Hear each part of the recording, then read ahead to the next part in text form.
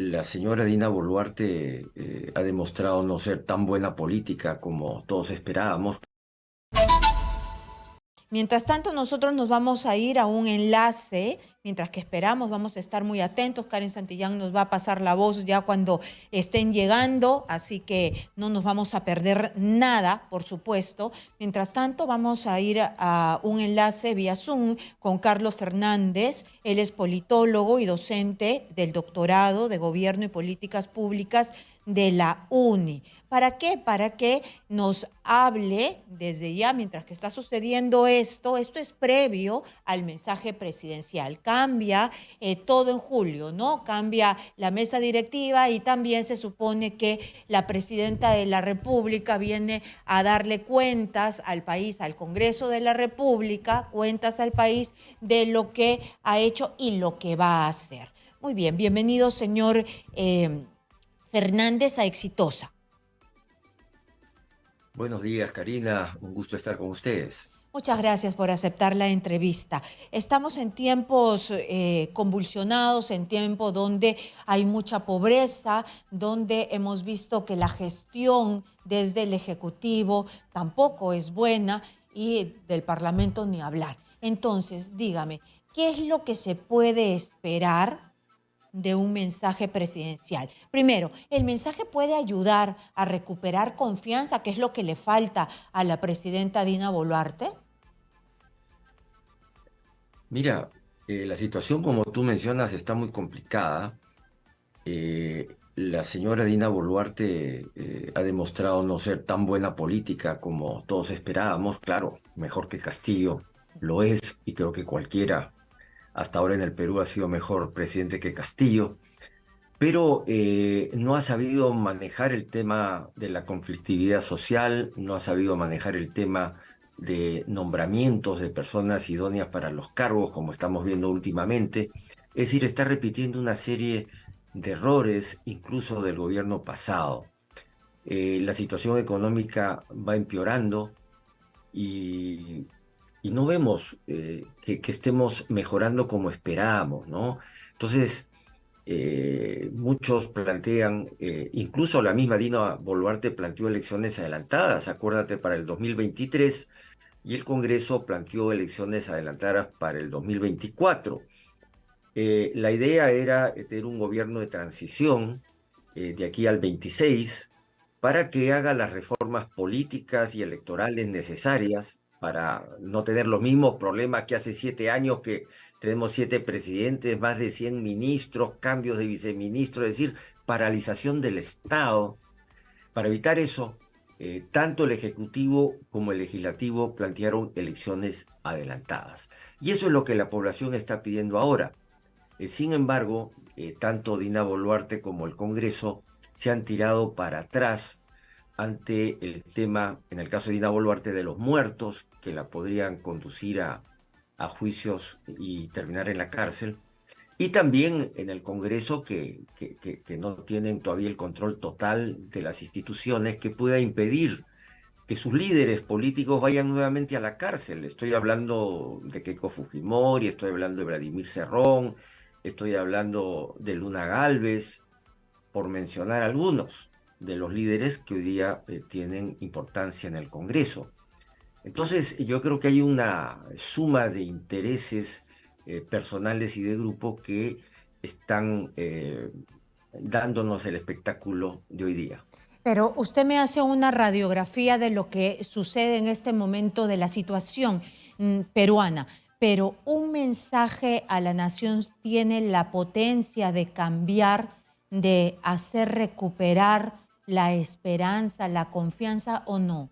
Simplemente no se va a poder. Dina Boluarte no lo va a poder hacer porque ya la conocemos. Claro que es mejor que Castillo. Castillo tenía una serie de deficiencias. Yo ayer escuchaba al ex ministro Basombrío diciendo de que el peor gobierno después del primer gobierno de Alan García es el de Pedro Castillo, ¿no? Calamitoso. Entonces, no va a poder convencer, es decir, ni el mensaje le va a dar un respiro. Yo no creo, yo no creo.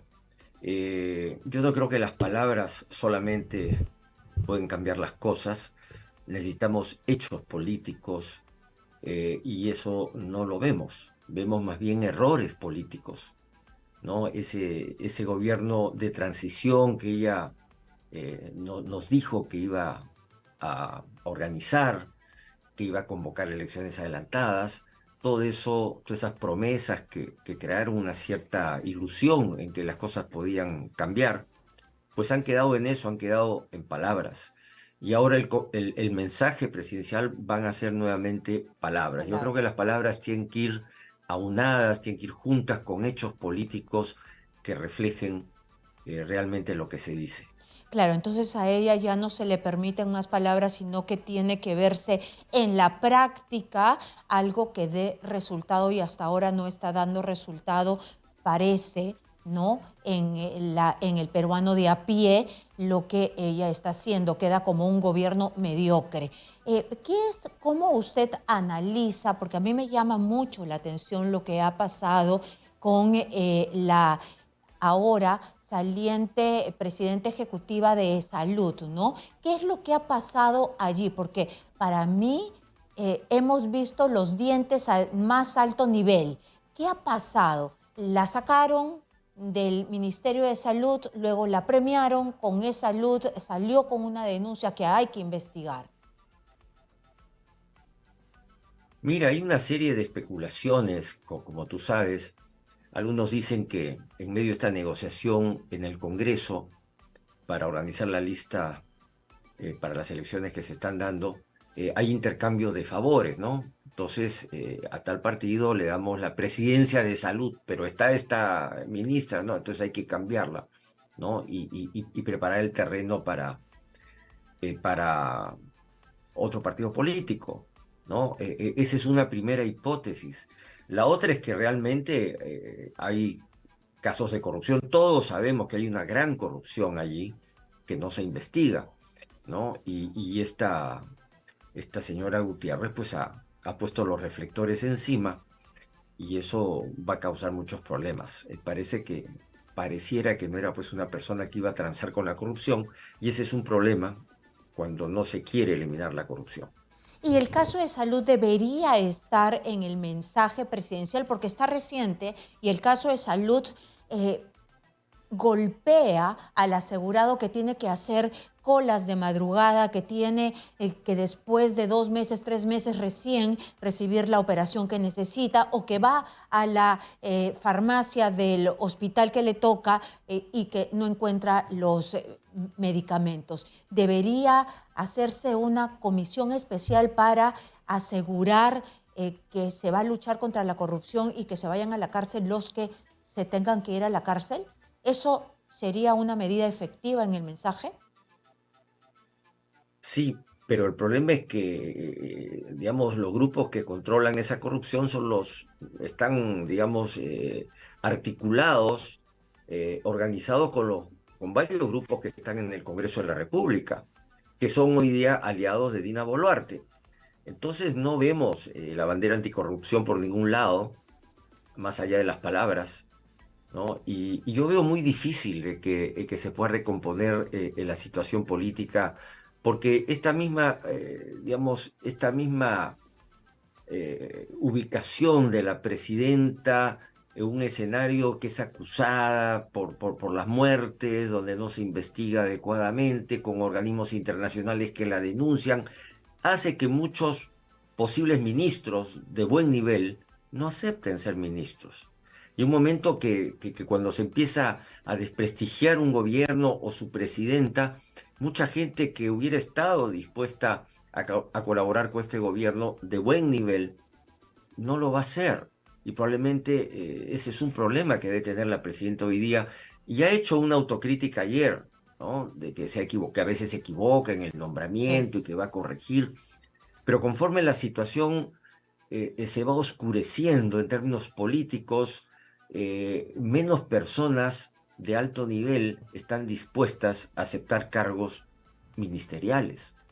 Mm. Y claro, se vio obligada a nombrar gente que no tiene la talla para ocupar esos cargos con los problemas, tanto de gestión o de corrupción que estamos viendo. Pero todo se ve tan ensombrecido en el Ejecutivo, como usted nos dice, y en el Legislativo, no hace falta ni mencionarlo. ¿Y cuál es la salida? ¿Cuál es la esperanza? Yo creo que en momentos de crisis los que tienen que plantear salidas son los grupos democráticos, ¿no?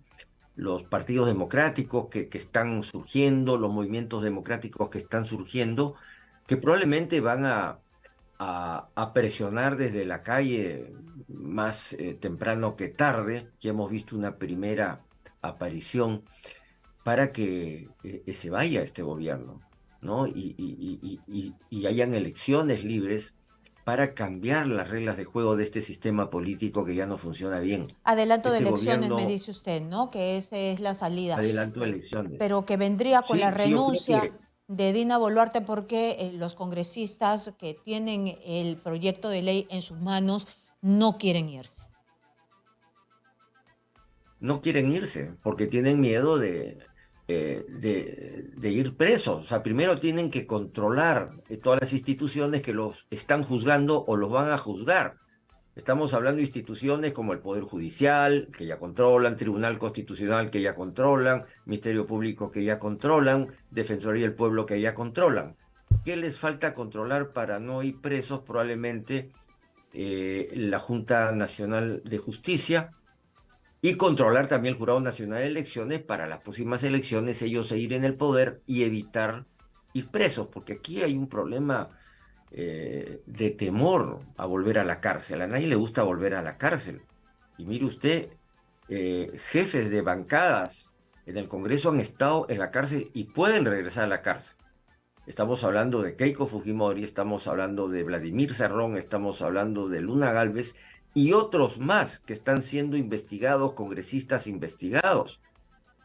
Los niños, por ejemplo, y la misma presidenta que va a ser denunciada y está siendo denunciada a nivel nacional e internacional por los muertos y probablemente Otárola también. Entonces hay mucha gente que tiene temor de las elecciones adelantadas, de perder el poder, porque podrían, digamos, terminar presos Muy bien, nuevamente algunos de ellos. ha sido la palabra de de Carlos Fernández Fontenoy, politólogo y docente de Gobierno y Políticas Públicas de la UNI, del doctorado de Gobierno y Políticas Públicas de la UNI. Muchas gracias por estar aquí.